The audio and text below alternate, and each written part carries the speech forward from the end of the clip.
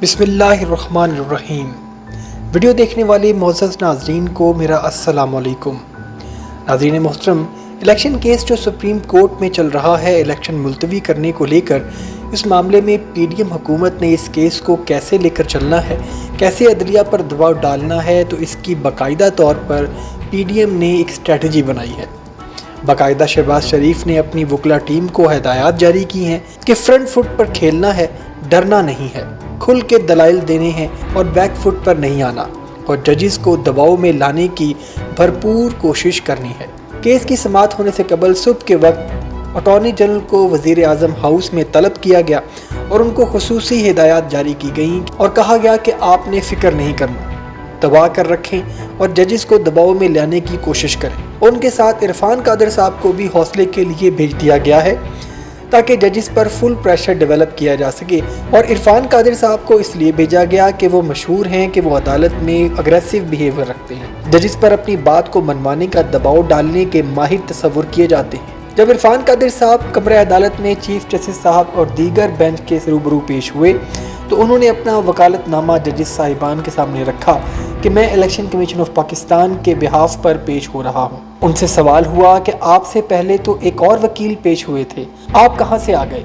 जिस पर जजिस और इरफान कादिर के दरमियान थोड़े सख्त जुमलों का तबादला हुआ और फिर इरफान कादिर ने कहा कि ठीक है, अगर आप मेरे दलाइल नहीं सुनना चाहते तो मैं चला जाता हूँ, और फिर वो कमरा अदालत में से चले गए। अब ये हरकत जो है जो इरफान कादिर साहब ने की वो इसलिए की कि जजिस को खामखा दबाव में लाया जाए और उनको कंट्रोवर्शियल किया जाए कि जजिस हजरात हुकूमत के दलाइल ही सुनना नहीं चाहते। लेकिन ये प्रोपेगेंडा वो इसलिए नहीं कर पाए क्योंकि उनको भी ये पता था कि अगला सवाल चीफ जस्टिस साहब ने ये करना है कि आप किस हैसियत से पेश हो रहे हैं। आप तो हुकूमत के वजीर हैं और कानूनी तौर पर आप तो पेश हो ही नहीं सकते, क्योंकि इरफान कादर साहब वज़ीर आज़म शहबाज शरीफ के मुशीर कानून हैं, उनके पास हुकूमती ओहदा मौजूद है, लिहाजा वो अपीयर नहीं हो सकते।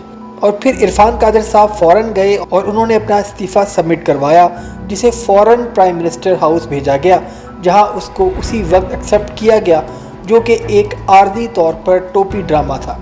और उसके बाद जो ट्विस्ट आया है जस्टिस जमाल मंदोखेल और जस्टिस मंसूर अली शाह के इख्तलाफी नोट के बाद, जब लार्जर बेंच ने समाअत का आगाज़ किया तो जस्टिस अमीनुद्दीन ने कहा कि इससे पहले कि केस की समाअत का आगाज़ हो, मैं इख्तलाफी नोट के फैसले के बाद इस केस की समाअत जारी नहीं रख सकता। तो इस तरह से वो बेंच से उठकर चले गए। तो इस तरह से 5 जजिस पर मुश्तमिल लार्जर बेंच टूट गया जो इलेक्शन कमीशन ऑफ पाकिस्तान के केस की समाअत कर रहा था।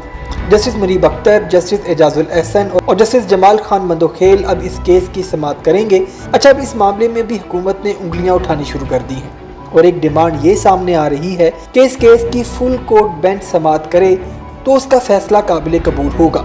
मतलब कि सुप्रीम कोर्ट के 17 जजिस के पैनल को बिठाकर एक लार्जर बेंच तश्कील दिया जाए और फिर इनको इस केस का फैसला काबिल कबूल होगा। अच्छा, अब ये पीडीएम हुकूमत क्यों कह रही है कि समाअत फुल कोर्ट लार्जर बेंच करे?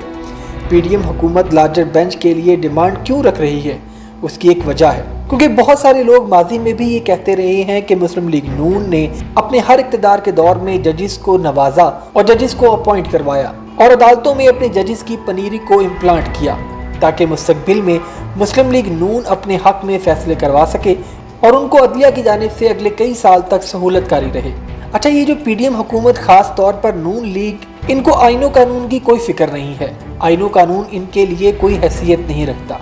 ये लोग बस ये देखते हैं कि जजिस पैनल में कितने जजिस हैं जो मुस्लिम लीग नून के मौक़िफ़ को सपोर्ट करेंगे। अब आप ये देखें कि वज़ीर कानून पीडीएम हुकूमत में जिन जिन चीज़ों पर इख्तलाफ करते रहे हैं, इख्तलाफी नोट के अंदर भी वही चीज़ें सामने लाई गई हैं और चीफ जस्टिस साहब के फैसले के खिलाफ इख्तलाफी नोट का फैसला सुनाया गया और आईनी बहरान पैदा करने की और अदालतों को मुतनाज़ा करने की भोंडी कोशिश की गई है। अदालतों के अंदर मुअज़्ज़ज़ जजिस की बगावत को डाल दिया गया है और फिर जैसे ही इख्तलाफी नोट सामने आता है, पीडीएम हुकूमत आनन फानन इसके खिलाफ एक कानून ले आती है और उसको हंगामी सूरत हाल में पार्लियामेंट से पास भी करवा लिया जाता है और फिर सेनेटर्स को 2 से 3 स्पेशल चार्टर्ड परवाज़ों के ज़रिए इस्लामाबाद लाया जाता है और उनमें से कुछ नाराज़ सेनेटर्स भी थे जिनको मनाया भी गया।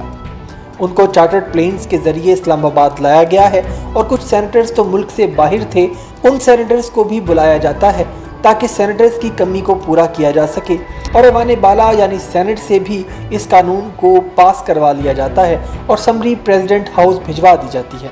लेकिन नाज़रीन, अगर आप खुद अकल से इस सारे मामले की कड़ियों को अगर जोड़ने की कोशिश करें तो आपको हर कड़ी दूसरी कड़ी से मिलती हुई दिखाई देगी। और जैसा कि मैंने पहले भी आपको एक वीडियो में बताया कि ये पीडीएम हुकूमत इतनी बड़ी तब्दीलियां और इमरान खान के खिलाफ इस कदर हर्डल्स क्रिएट करने के काबिल नहीं है। इनको कहीं न कहीं से मदद ज़रूर मिल रही है जो इनके काम आसान कर रही है और डोरियां कहीं और से हिलाई जा रही हैं ताकि इमरान खान के खिलाफ महाज को मज़ीद सख्त से सख्त किया जा सके। और इमरान खान जो अदालत से इंसाफ का मुंतज़िर है, उसको पाकिस्तान की अदालतों पर मुकम्मल भरोसा है और उसके लिए अदालतों से मिलने वाले इंसाफ को भी मुश्किल से मुश्किल तर बना दिया जाए। और इस सिलसिले में मुअज़्ज़ज़ अदालतों को भी मुतनाज़िया बनाने की भोंडी कोशिश की जा रही है और जिसमें ये लोग काफ़ी हद तक कामयाब भी हो चुके हैं, क्योंकि इख्तिलाफी नोट का फैसला chief justice of Pakistan Umar Ata Bandial के खिलाफ बगावत से कम नहीं। चीफ जस्टिस ऑफ पाकिस्तान जो इस वक्त आईन व कानून की पासदारी के लिए डटे हुए हैं, उनको और उनके साथी जजिस को मुतनाज़ा बनाकर ये बयानिया बनाने की कोशिश की जा रही है और ये सिक्योरिटी क्रिएट की जा रही है कि अगर फैसला इनके खिलाफ भी आ जाता है तो कम से कम इससे पहले ये लोग अवाम में ये मशहूर कर दें कि जजिस हजरात पीडीएम हुकूमत के खिलाफ जानबूझकर ये फैसले दे रहे हैं और उनकी तरजीहात कुछ और हैं और ये मेंटली तौर पर इमरान खान को सपोर्ट करते हैं। और इस सारे गेम प्लान का आगाज़ होता है मरियम नवाज़ के सरगोदा जलसे से, जहां मरियम नवाज़ ने जजिस की तस्वीर भरे जलसे में चला चला कर हाजिर सर्विस जजिस की तौकीर और इज्जत की धज्जियाँ उड़ाई।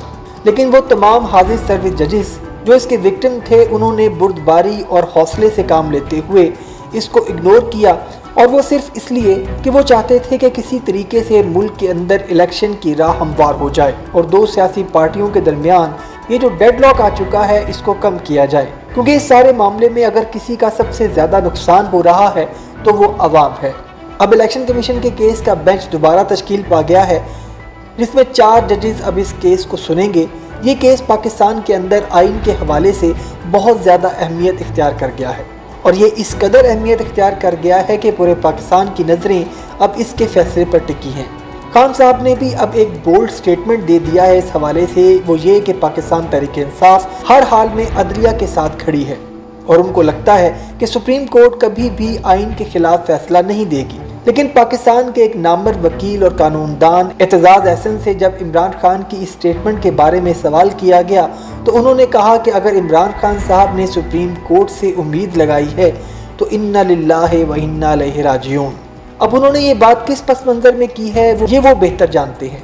अदलिया का एहतराम हर सूरत मलहूज़े खातिर रखना चाहिए, लेकिन पीडीएम हुकूमत इस वक्त ये जोड़ तोड़ लगाने में मसरूफ़ है कि बेंच में मौजूद कितने जजेस उनकी साइड पर हैं और कितने जजेस उनके खिलाफ। और इसी जोड़ तोड़ से ये लोग इक़्तिदार में अपने मुफाद निकालते रहे हैं और कानून के साथ खिलवाड़ करते रहे हैं। अब देखना ये है कि इमरान खान साहब की सुप्रीम कोर्ट से लगाई हुई ये उम्मीद क्या रंग लाती है। अभी तक के लिए इतना ही, मिलते हैं अगली एक नई अपडेटेड वीडियो में। अपना बहुत सा ख्याल रखिएगा और चैनल को सब्सक्राइब करना मत भूलिएगा। अल्लाह हाफिज़।